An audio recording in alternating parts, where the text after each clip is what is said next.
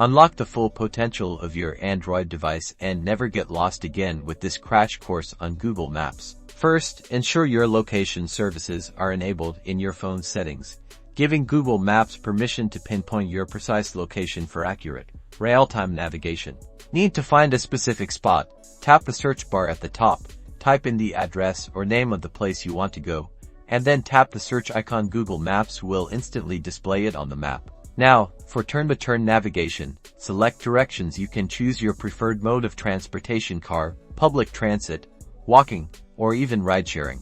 Tap Start to initiate voice-guided navigation, providing real-time directions, traffic updates, and estimated arrival times directly to your ears. Discover hidden gems nearby using the Explore tab. Browse restaurants, attractions, gas stations, and more, all tailored to your current location. To save your favorite spots, tap Saved at the bottom, then create lists like favorite restaurants or places to visit now. When you find a place you like, simply tap Save and add it to your list. Finally, personalize your experience by tapping your profile picture, going to Settings, and tweaking map preferences like distance, units, theme, and notification settings. Customize it to fit your needs.